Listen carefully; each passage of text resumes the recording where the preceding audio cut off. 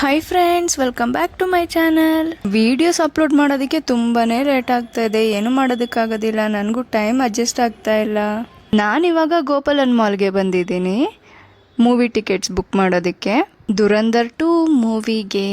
ನಾನು ಪರ್ಸ್ನಲ್ ಆಗಂತೂ ಬಂದಿಲ್ಲ, ಆಫೀಸ್ ಕಡೆಯಿಂದ ಆಗಿರೋದಕ್ಕೆ ಬಂದಿರೋದು. ಪಾರ್ಟ್ 1 ನೋಡಿಲ್ಲ, ಇನ್ನು ಪಾರ್ಟ್ 2 ನೋಡಿದ್ರೆ ಏನು ಅರ್ಥ ಆಗುತ್ತೆ ಅಂತ ನಾನು ನೋಡೋಕೆ ಹೋಗಿಲ್ಲ. ಬಟ್ ಆದರೆ ನಮ್ಮ ಸರ್ ಫೋರ್ಸ್ಫುಲಿ ಇವಾಗ ಕಳಿಸಿದ್ದಾರೆ. ಮೂವಿಗೆ ಕಂಪಲ್ಸರಿ ಆಧಾರ್ ಕಾರ್ಡ್ ತೋರಿಸ್ಲೇಬೇಕು, ಬಿಕಾಸ್ ಆಫ್ ಏಜ್ಗೆ ಕಂಪಲ್ಸರಿ ಮಾಡಿದ್ದಾರೆ.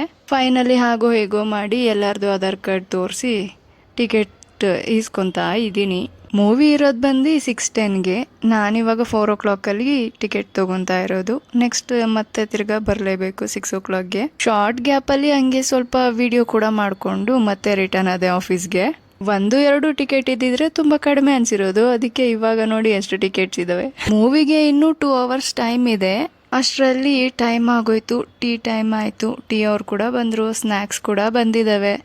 ಸ್ನ್ಯಾಕ್ಸ್ ಮತ್ತು ಟೀ ಎಲ್ಲ ಕುಡ್ಕೊಂಡು ನೆಕ್ಸ್ಟ್ ಇನ್ನು ಸ್ಟಾರ್ಟ್ ಆದ್ವಿ ಹೋಗೋದಕ್ಕೆ. 1 hour ಮುಂಚೆನೇ ಹೋಗ್ತಾ ಇದ್ದೀವಿ.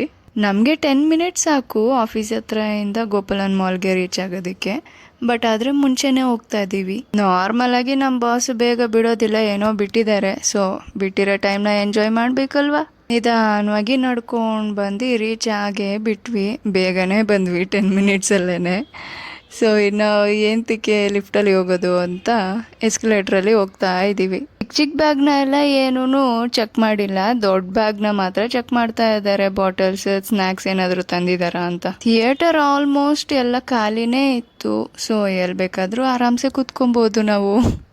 ನನಗೆ ಮೂವಿ ಫುಲ್ಲಾಗಿ ಏನೂ ಅರ್ಥ ಆಗಿಲ್ಲ, ಹೆಚ್ಚು ಕಡಿಮೆ ಅರ್ಥ ಆಗಿದೆ. ನನಗೆ ಸಾಂಗ್ಸ್ ತುಂಬ ಇಷ್ಟ ಆಯಿತು, ಕಾನ್ಸರ್ಟಲ್ಲಿ ಬಂದಿರೋ ಥರ ಅನಿಸ್ತಾ ಇತ್ತು. ಆ್ಯಕ್ಚುಲಿ ಹೇಳ್ಬೇಕಂದ್ರೆ ಈ ಮೂವಿಗೆ ಸಾಂಗ್ಸ್ ಕೂಡ ಒಂದು ಹೈಲೈಟ್ ಅಂತಲೇ ಹೇಳಬೇಕು. ಸಾಂಗ್ಸಿಂದನೇ ನಡೆದಿದೆ actually. Thank you for watching.